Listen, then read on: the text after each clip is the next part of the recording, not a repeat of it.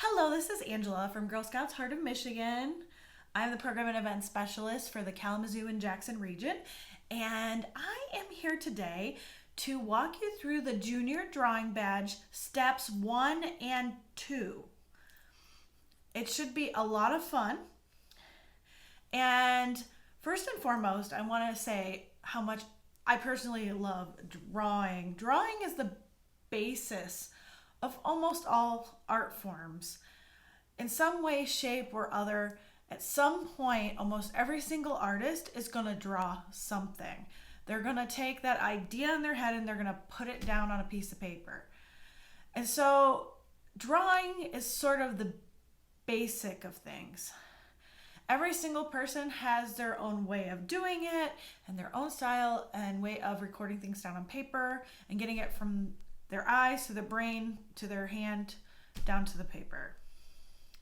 So, one of the things I wanted to talk a little bit about is the fact that drawing is a really, really important way to practice your observation skills.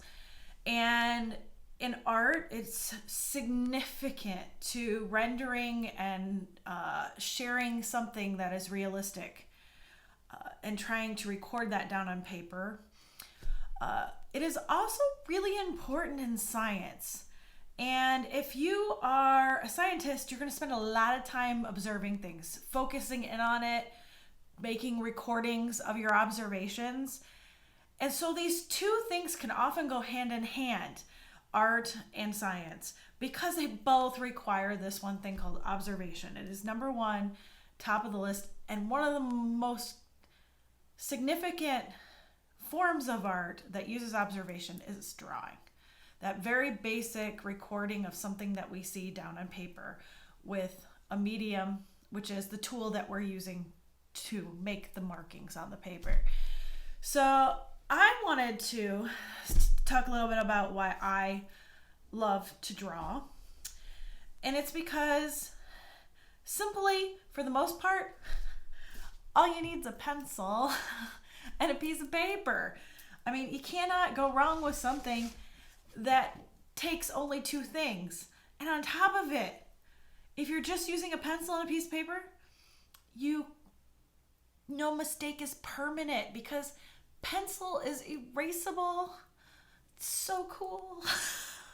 So, this is one of those things where you can try it and try it again. And you can look and you can see and observe and record. And it's a way to communicate what's going on in your head with the rest of the world. It is a wonderful form of art. And it can be a useful tool for all of the other art forms out there, of course. Whether it's painting or sculpture, it can be a really wonderful tool to get those ideas on paper before you put them down on canvas or carve them out of stone.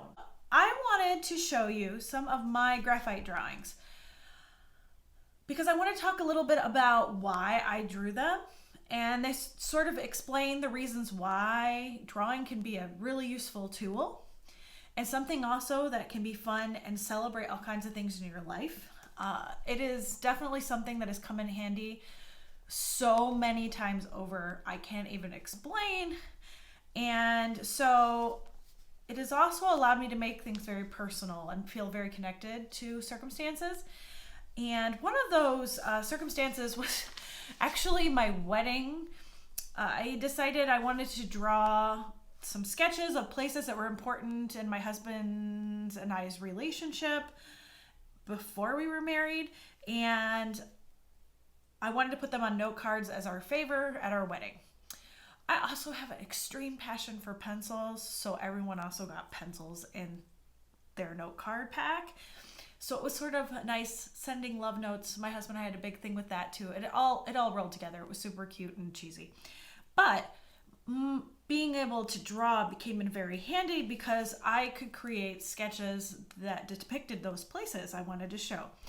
And the first one I'm going to show you is really cool because the place does not exist anymore. And by fluke, I happened to have taken a photograph when I was 18 years old from the newsroom / yearbook room of our high school of the tree that was right outside the window. And in the back room was the place we first kissed, which is pretty cool. And so I was able to sketch it because I had that photograph. So this is basically the sketch. It's been a little worn. It's been inside a notebook and gotten some wear and tear, but this is basically the sketch I used. And that door right there is the door where we first kissed. So fun. So yes, this was one of the note cards. Then I wanted to do the place where we got back together as adults, because there was some many years between us dating in high school and us getting back together. So this is when we rediscovered each other, we like to say. This is where I was working. This is Lock 44 at the Canal Experience at Providence Metro Park, just outside Toledo, Ohio. And I was working as an interpreter on the canal boat as a seasonal, and he started coming out because I was working 8 days a week. Oh wait, there's only 7 in a week. Yeah, it felt like 8 days a week. I worked a lot of overtime at my main job, and then I worked here on the weekends. And so depending on the time of year, it was a lot of hours. So he didn't see me much. And so he came out and spent time at the canal with me, and he volunteered and he learned the job, and eventually he worked with us for a while. And so this place holds a very strong place in our hearts because we really connected here and grew here as a couple. So the Canal Experience was definitely a wonderful place. And of course the lock is sort of the heart of that place because it is a working, functioning lock. I have to throw that in there. One of the few original locks left in the United States. And it is a pretty cool experience if you can ever go there and take a boat ride and feel and see and experience the actual boat and how it worked going through the locks. Anyway, there's my little plug. Anyway, so the next thing, America's first highway was canals. So the next picture I want to show you is a sketch of the place he asked me to marry him. This is a pond up in Stratford, Canada. He asked me on a bench in the middle of this lake, and I wanted to make sure that was in here. Now the thing is, I didn't really technically say yes to him there. I told him that we needed to wait a little bit, and there was some things that I really wanted to ask him. We needed to ask each other. So that's eventually what we did. And I drew this place, which is the wonderful bed and breakfast, one of the wonderful bed and breakfasts in Grand Rapids, Ohio, which is actually just across the street from the Canal Experience. And I will tell you, this is the mill house where I asked him to marry me. And so that's when we made our engagement official. So this is one of our other favorite places that was very significant in our relationship. And I definitely have to say, it is quite a lovely place to stay. So all 4 of these pictures became my favors at our wedding. And I used my drawing skills to be able to highlight that story. Now there's some other things that I've used my drawing skills for. This is a really good example right here. So I did 2 of these when I worked at a park district. We wanted to do a lesson plan or activity where you put the animals in the habitat. And this is at a specific park. This is at Wildwood Metro Park. It's actually what we call Chipmunk Valley there in Toledo, Ohio. And the idea was there's an overlay over the top that's put on top of this, and you can pick and choose what animals belong in the habitat. And so it was this sketch, this line drawing was used for that activity. It was also turned into a worksheet, and kids could cut out the animals and glue them on here at school programs. So I use this to create actual activity for an educational experience. And really was a wonderful way to share our knowledge and expertise and highlight the fact that drawing is pretty powerful stuff. It can be a tool for learning. So this is another example of a way I've used my drawing to help with things. One of the things about drawing that is so fantastic is that you take your ideas out of your brain and you can put them down on paper to share with other people. And that's actually what this sketch is. I created this sketch to illustrate how we should decorate this lovely room. This is called the solarium. It's in the Manor House at Wildwood Metro Park in Toledo, Ohio.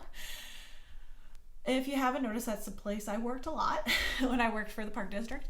And every year at Christmas time, it is decorated for the holidays. It is absolutely spectacular. It changes every year. Most of it is done by volunteers, but every so often, the staff does take some of the rooms to celebrate certain specific milestones or exciting things going on in the park. Or there's something special that we're doing to allow for some new information to be shared, all that kind of stuff. So this room was going to be decorated by volunteers, but they wanted a staff person to design it because it was celebrating these wonderful things here, which are a treehouse project that's going on at Oak Openings Metro Park. These little buildings right here are models of what the different treehouse structures would look like, and they wanted to highlight it in this room, but they didn't really have a good concept of what that would look like or how they should do it. I have been doing holidays in the Manor House for many years, have decorated many times, and they asked me to draw sketches of what I thought that they should do with these wonderful volunteer-built models of the tree houses. And so that's how I use my drawing skills.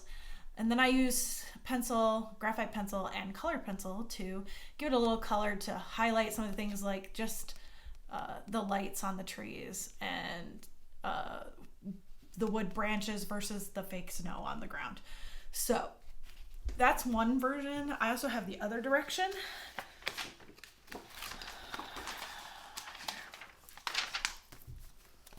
So this is the other direction of the room.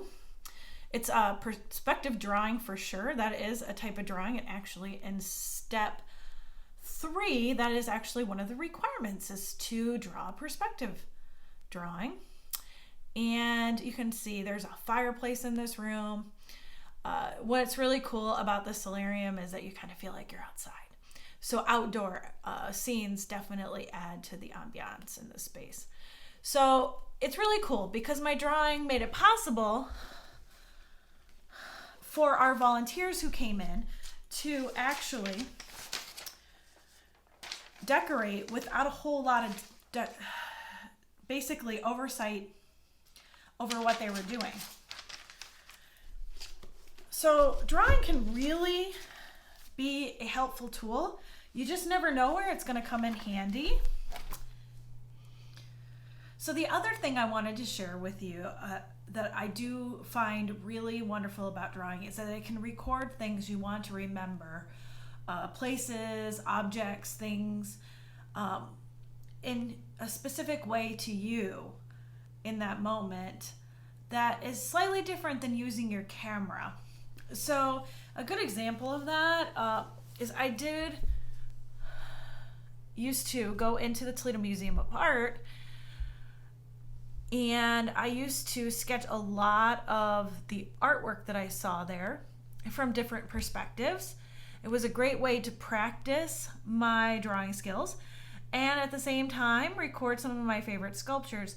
This is a David Smith sculpture, and I also did it from a couple other angles. The Toledo Museum of Art is a pretty spectacular museum. If you can't tell, I was born and raised in Toledo and lived there for a couple decades. It's my home away from home. I still am there quite a bit. Basically live here between there and Michigan. So you definitely should check out Toledo Museum of Art because it's free to anyone, which is just amazing. And of course, that is one of the things that makes it awesome when you're trying to study art, and makes it possible to be able to look at a sculpture from many different angles. So this is that same sculpture from a different perspective, obviously taking in a lot of that sculpture in this picture, showing its surroundings from a completely different angle. Obviously the chair is not in this one. And I have a third one. I did this one 3 times. Where is it? There it is. So here's one looking at it straight on. Let's see if I can pull it back so you can see the whole thing. So there's it looking at it straight on. So it's a good way to record things how you see them, not necessarily how the camera sees it, but more as how your eye interprets something or that you're experiencing. And drawing allows that in a very unique and individualistic way. So I think it is a great thing to take that sketchbook with you and take that pencil with you, and when you're traveling and going places, to record your experiences with your own hand, not just with your camera. For step 1 and step 2, actually for both, we're doing one project. It's all going to come together in one thing. And to do that, you need some supplies. Number 1 being paper. You're going to need paper. 2 sheets to be exact. It can be any kind of paper you want. All of the media, the tools we're going to use to create with, work well on basically any paper. So this could be copy paper out of your printer. It could be sketch paper out of a sketch pad. It could be something out of your recycling bin that isn't covered with lots of graphics and things. Maybe the back of the cereal box. To be honest, you could definitely do it on that. So definitely need 2 pieces of paper. Then the next thing you need are tools or your media. And in this project, you're going to need 3 different black types of media. So here's some examples. Black marker, black colored pencil, black charcoal, black oil pastel, black crayon, and a graphite pencil works too.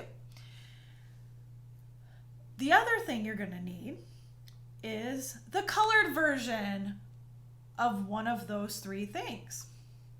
It could be crayons, it could be markers, it could be pens, it could be pencils, it could be markers, it could be colored pencils. I think I got it all.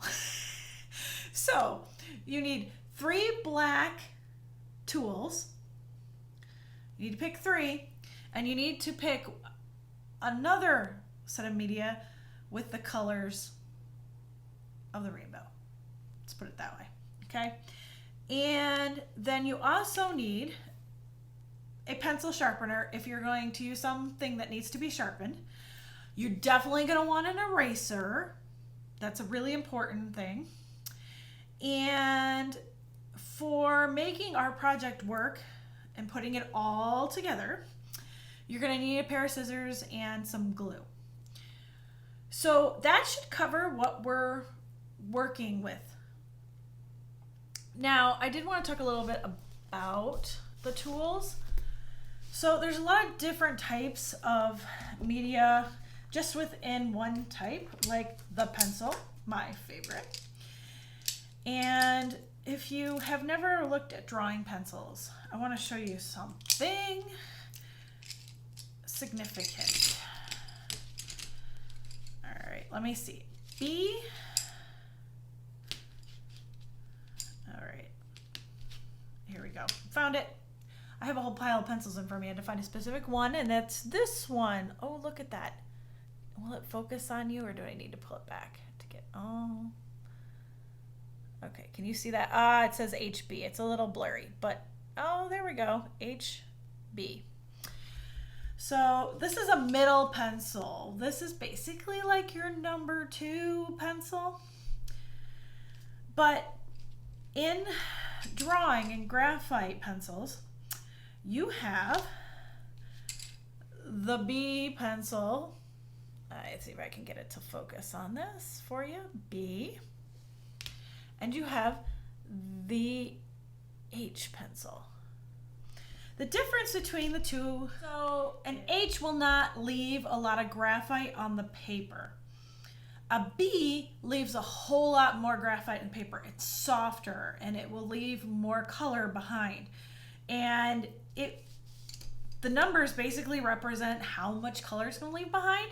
So where's the 8? I think there's got to be an 8.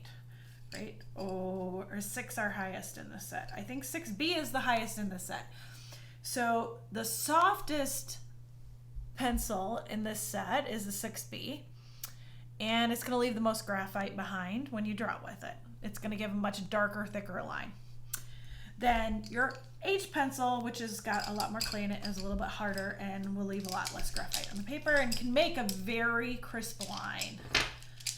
I find H pencils to be wonderful when you're doing watercolor or paintings because it doesn't leave a lot of graphite on the paper, but it still gives you a line. It's usually easy to cover up when you're painting, but I just wanted you to see that in drawing pencils, there are different levels and they will do different things. I highly recommend, if you do get a set, playing with them, experimenting with them, and learning what your favorite levels of graphite in the pencil are. Now, to begin step 1, we need to create a still life or something we can draw 3 times with 3 different materials. And so for this project, we are going to actually draw clouds. They're not a traditional still life. A still life is typically objects that you put together in groupings and then you draw them. And really, cloud doesn't stay still. It's out there in the sky and it's moving and it changes. And so that's not a traditional still life. But I'm sort of tweaking it a little because what we're going to do is we're going to treat clouds like they're still, and we're going to draw them, but we're going to connect them. And what they're going to be is the background of step 2. So I want you to get out your 3 mediums that you're going to draw part 1 with. That is those black tools that you picked out. Whether it's your black colored pencil, your black oil pastel, your black crayon, your black marker, your black charcoal, or your graphite pencil. We just, at this point, need those 3 things. Now, what you're going to do is you're going to take your piece of paper that you also need, and we're going to split our piece of paper into 3 sections. So what we're going to do, oh goodness, let's see if I can do it today. Oh. Nope. So for step 1, we are going to draw a still life. Well, really, it's not a still life because a still life is a bunch of objects that you put together so that you can draw it or paint it. They don't move, they don't change. They hang out there just as you created them as a combination of things until you're done with your project. But we're not going to do that. We're actually going to use the clouds as our version of a still life. But the goal of this step is actually to give us the opportunity to look at the properties of 3 different mediums. Those media, we were talking about those tools that are what we create our art with. And this is the time when you need your 3 black media or mediums. And that is going to be your graphite pencil, your black oil pastel, your black colored pencil, your black marker. The list goes on. So whatever 3 you picked are the ones you're going to use for this project.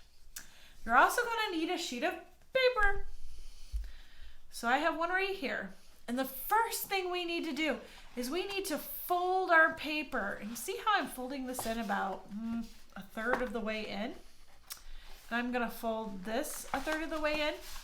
So it looks like they're kind of hugging each other and leaving me 2 creases and 3 columns on my paper. This is what we need. We just need those little line marks. They're very important because in each section, we are going to draw our clouds with a different one of our black mediums. So you have your oil pastel, your black oil pastel, possibly in this section, your black crayon in this section, and your black charcoal in this section. I want to show you an example of what we're going to do. This is my rendition of clouds in 3 different mediums. This is black colored pencil. This is charcoal. And this is graphite pencil. They look very different from each other, but at the same time, they create a really strong image. And you can kind of get the idea of how all 3 mediums exist on the page. They work very differently from each other. Also, I did a second example with 3 other black media, and that is right here. So it looks slightly different. So this one, let's see if I can get closer. This is crayon. This is oil pastel. And this is marker.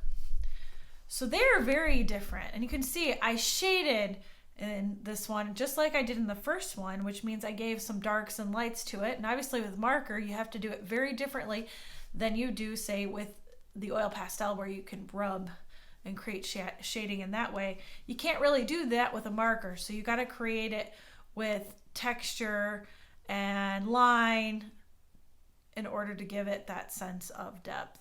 So here's another example of a background. Now, we're going to get started, and I'm going to show you, actually put the sketchbook back here, what to do first. You're going to pick your first column, and actually I highly recommend having your graphite pencil too if you're not using it as one of your main mediums. I should have said that earlier. It is definitely helpful. It will allow you to draw your clouds. You're going to draw them very gently, very lightly. So hey, if you actually have a hard H pencil, great time to use it. You're going to draw your clouds across this paper, basically using a lot of curves and bumps. That's kind of going to give the idea of these sort of cartoony, fun graphic clouds. All right, well, I'm going to start my example now. Here we go. Let's draw those clouds. Little curlicues and bubbly bumps make for beautiful clouds. Doing so with my pencil. There you go. Look at those little swirls and those bumps. Almost done. Ah, no, now we're on to our first outline with black crayon. See, I'm only going up to the edge of the first section.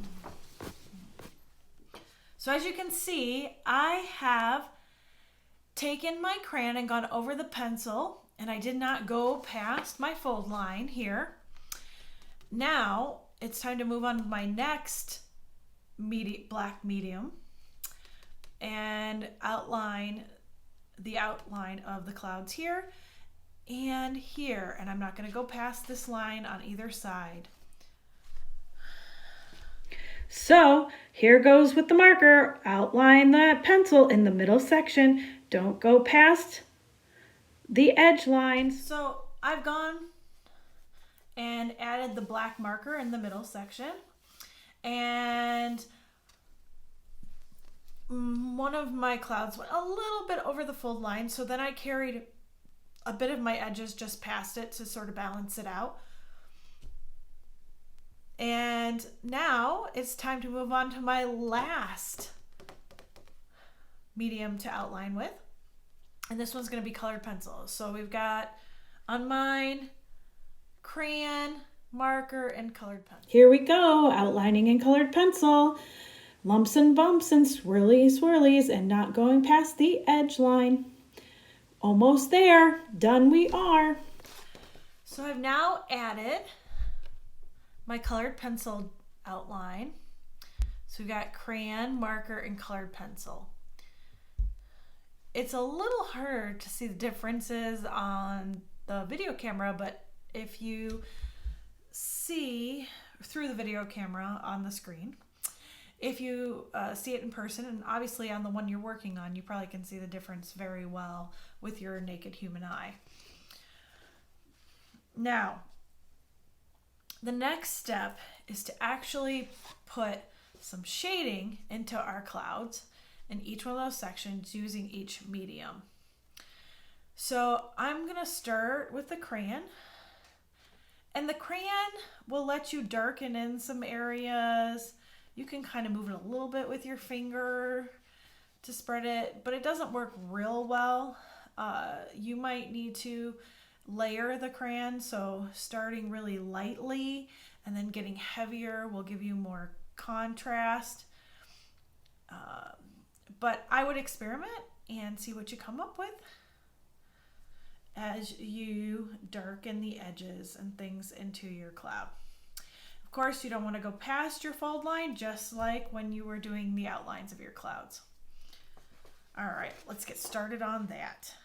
Adding in some detail with my crayon, making some shade, making some light spots, adding some detail with my black crayon to my clouds, adding some detail and some shaded spots and light spots. So I have shaded in with my crayon in the lines of my clouds on this side. I'm going to move on to my marker. And with the crayon, you can see the more pressure you put on it, the darker the line. I hope you felt that. Starting out with the gentle touch with the crayon gave you some lighter colors, and then going over it in places made it darker.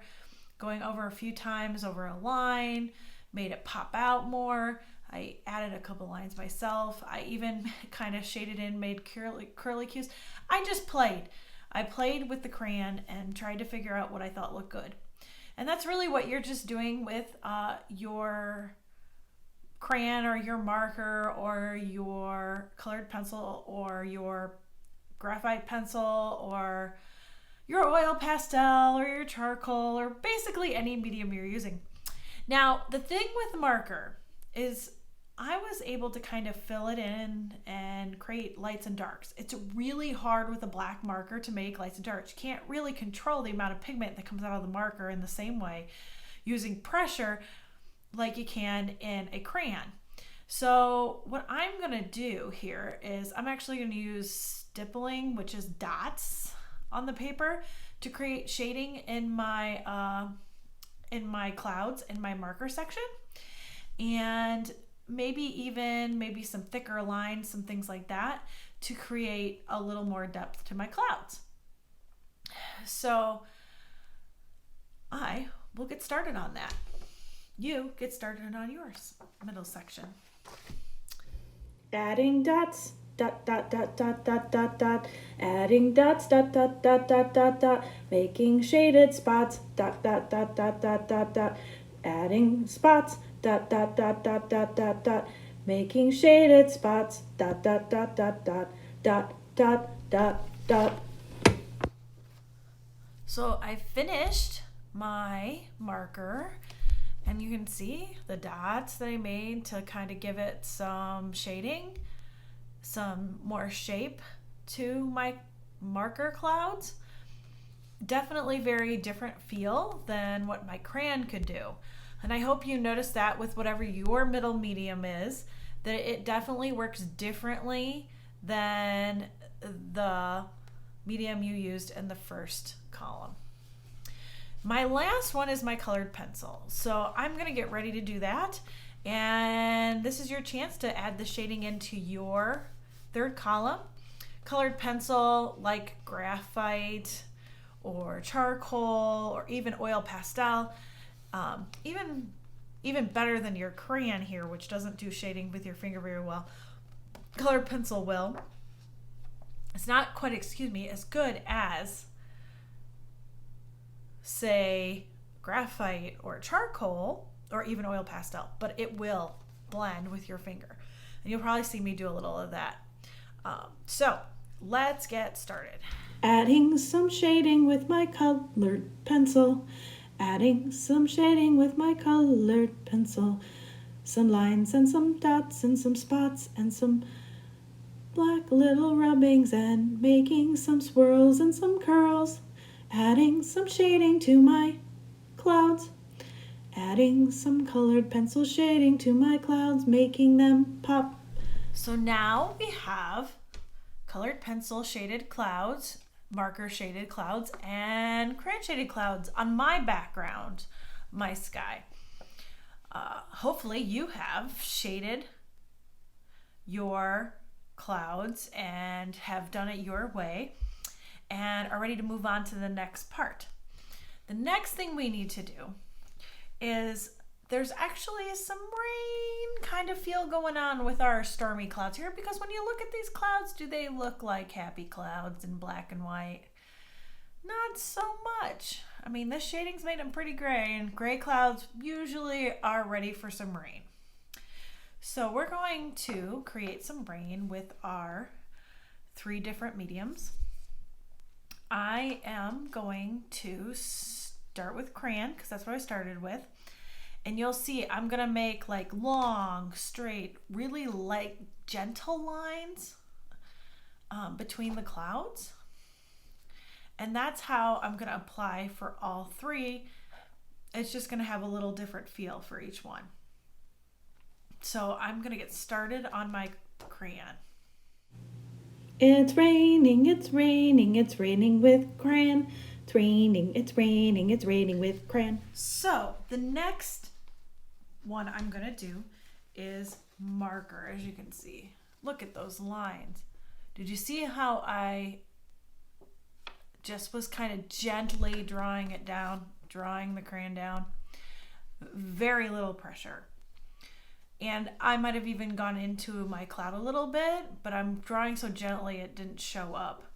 The marker is going to behave a little different than my crayon.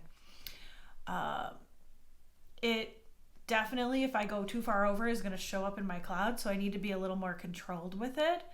But we're going to make some very gentle lines, just like we did with this one, using very little pressure and going next to each other and creating them in between our clouds. Trying to drag from here and then kind of starting with this in between about the same spot and about the same spot. Same thing over here, and just filling this whole thing in between the clouds with these long lines. Drawing the rain with marker. Drawing the rain with marker. Drawing the rain with marker. Marker, marker. So we put in our marker lines, and now we're going to move on to our colored pencil lines. So just make sure your colored pencil is nice and sharp, and we'll get started on making those lines. Drawing the rain with colored pencil. Drawing the rain with colored pencil. Drawing the rain with colored pencil. Making the rain come down, down, down. So we have finished step number 1 of the drawing badge. Look at this. We have created 3 sections of image that actually tie together, but are all made with different mediums. 3 different mediums. Mine being crayon, marker, and colored pencil. Yours being whatever medium you had at your house that you can make yours with. So we have achieved that goal. Now it is time to move on to step 2. And guess what? This is the moment when we get to move on to color. So I'm gonna put our clouds down.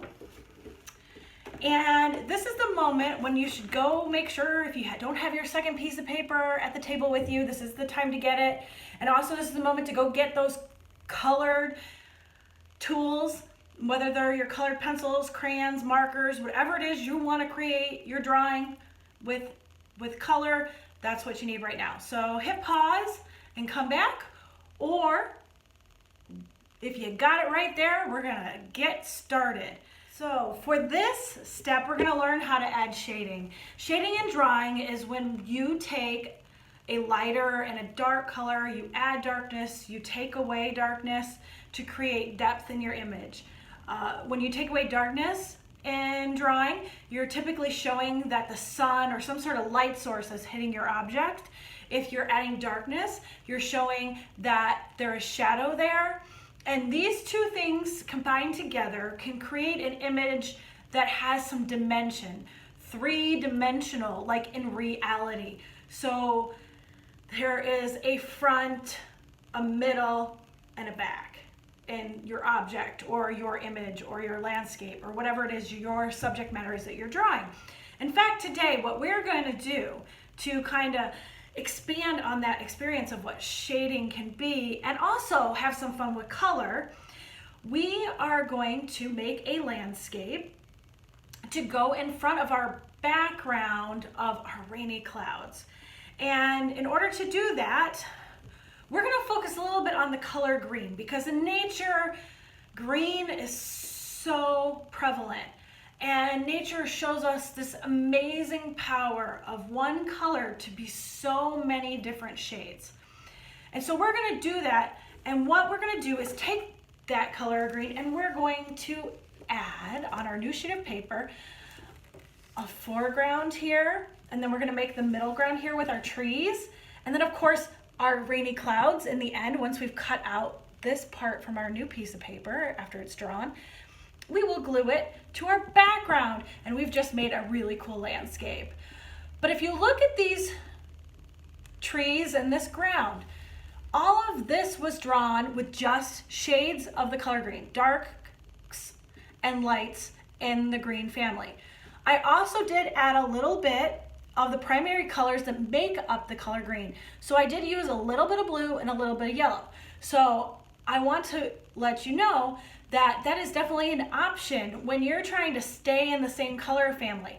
Always think, if it is a secondary color, well, maybe I could use some purple.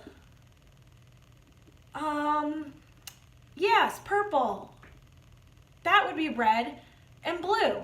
So maybe I should use some red and some blue to help me create my dimension in my picture. So at this point, what we're gonna do is we're going to get our paper out, and then what we're gonna do first is we're gonna need our pencil. We're gonna lightly trace out our foreground, and then we're gonna trace out our trees. And our trees are basically triangles. Look at that. See that triangle? And then a triangle below, and a triangle below, and a triangle below as we go up and down. And each one of these is a light triangle. So you're gonna draw triangles, and you're gonna see me do that, and then change the size and shape based on what you want your trees to be. Although, don't make them so big they cover up your clouds. You want to have some of those clouds in your picture. So you want to leave some empty background in your picture. So when we cut it out, you can see the clouds through the trees. And then we will go through and I will show you after that how to make your trees look like pine trees with their wispiness using all your different colors. So let's get started on making the basic image of our landscape with our pencil.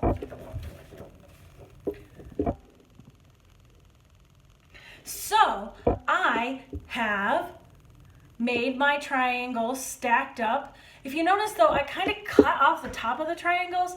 The great thing about pencil is you can erase. So some of my triangles may not be perfect, but I can go back and fix them or straighten them out if I feel like it.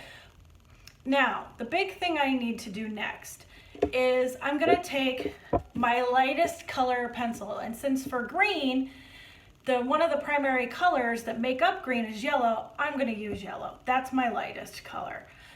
And what I'm gonna do is I'm gonna go through here and I am gonna use really small strokes with my hand, and I'm just gonna make these little short lines, and I'm just gonna color in my triangles, and you will see me do that next. I am erasing and using the yellow to create tiny lines along the edges of each of my triangles. I'm gonna pull this in closer so you can see it better. So what I did was I erased, if you didn't notice, the pencil line as I went down, but I still could basically see where the pencil was.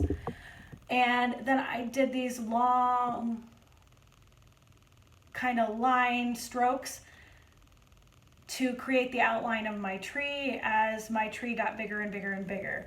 And I don't know if you can tell in this, but you can still see the bottom lines a bit, even though I erased them for each triangle, lopped off top triangle, except for the very tippy top of my tree. And at this point, I'm going to do this for the other 3 trees. And then we will move on to the next color. And adding the yellow lines along the edge. So right now, I have finished putting my edges in with my little wispy lines on the edges of my triangles and erased my triangles. I think if I get closer, you might be able to see it better. So there you go.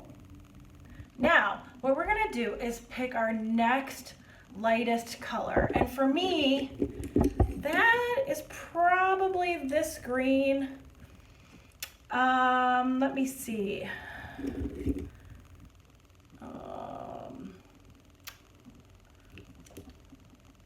Well, they would be the same color. And let's see, maybe this one. You know, they're both pretty light in color. They're just different shades. One's got more white in it, and this one has more yellow and less white.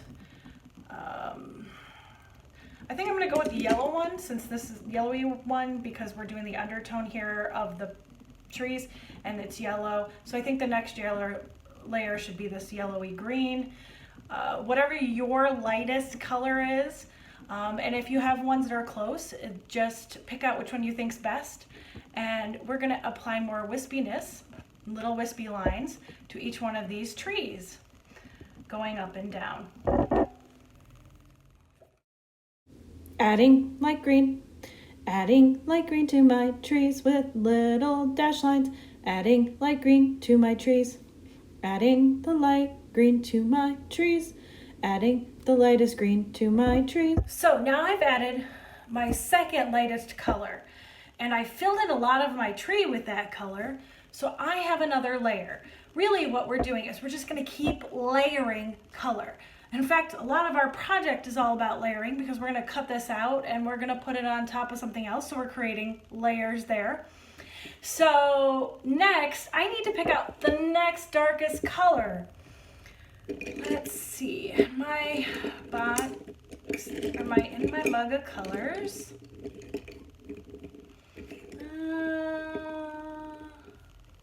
I think it might be this one. Yeah, I think this is my next darkest green. So we'll work with this one and add it into our trees. Adding a darker green to my trees. Adding a darker green to my trees. Adding a darker green to my trees. I've added in the next darkest color of green, throwing those lines in, and you can see they're getting fuller and fuller as far as branches and the green go. So my next color needs to be darker than the last one. And looking in my cup of pencils, I think I'm gonna say this one is slightly darker than the one I was using. They're pretty close. I don't know, let's try this one. Oh, they're pretty close too. I think this one's actually darker. Right here. That's a good old Crayola. Green. So we'll try this one. We'll go through and do the same thing again. Fill it in. But since we're getting much darker, I'm going to stick closer to the center of my tree because that's where the trunk is and the branches are going to be darker. There's less light hitting here in the center.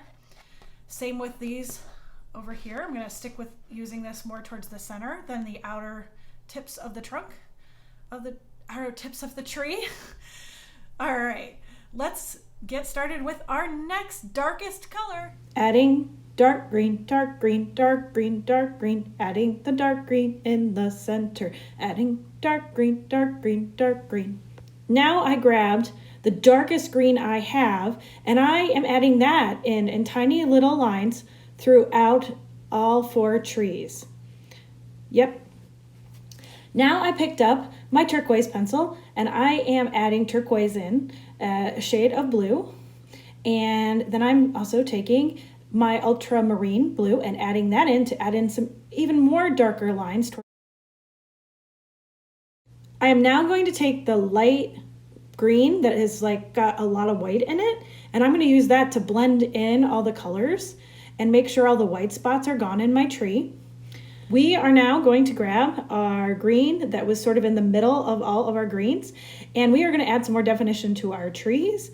And then once they're done with that, we are done with our trees. Now it is time to move on to our landscape ground area.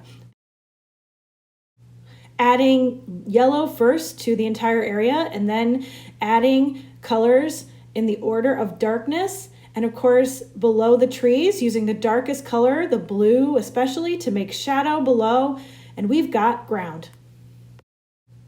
Now for the next step, we need scissors. As you can see, I'm cutting out, and I'm cutting out with little tiny pieces, not just going along the edge of the tree, but literally using sort of cutting little triangles. You can see I'm snipping, snipping, snipping away.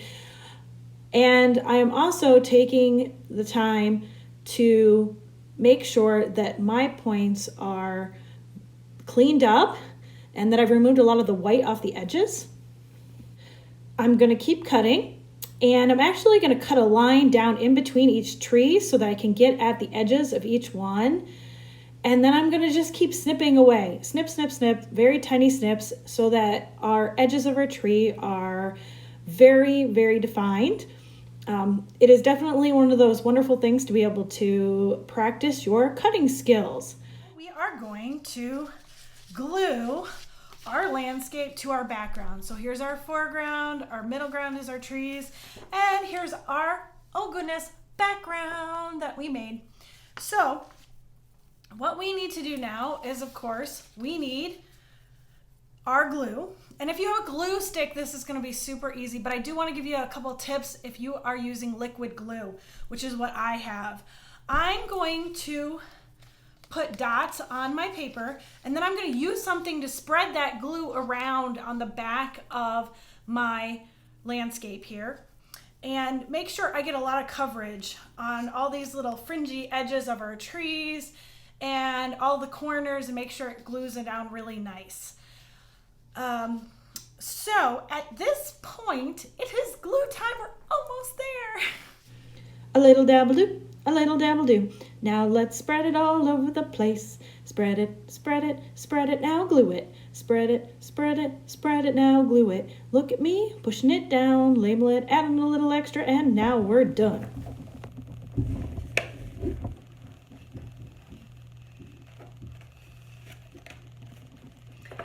So we've now finished our wonderful drawing.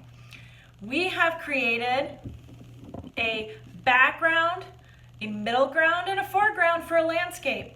We have drawn our background with 3 different mediums, and basically of the same subject, so we could get a feel for the difference between those mediums. I use colored pencil, marker, and crayon in mine. You probably use something different, if not the same, and got that same experience of how they're similar and how they're different. Then we created the foreground and the middle ground of our landscape here by looking at color and the shades that different colors have. And that is the darks and the lights. And of course we picked green because we were doing an outdoor scene. And green is a secondary color. So we also talked about the fact that you can use the primary colors that make green, such as blue and yellow, to create highlights and shading in your image, so that we get a much more three-dimensional look to our trees and to our hills in our ground.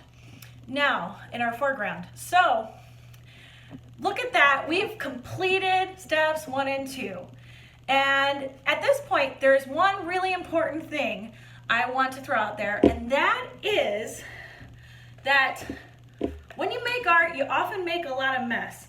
And my table was covered in little strips of paper and actually shavings from my pencil sharpener. And you know what I made sure I did?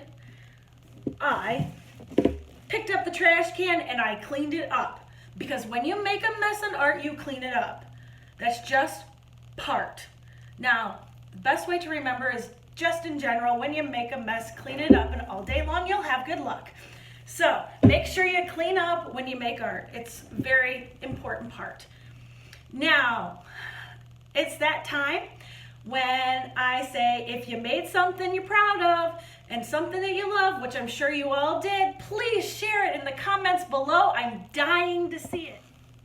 And if you're looking for that drawing badge and would like to purchase it, please give your local regional center a call, and I know they will be happy to help you out.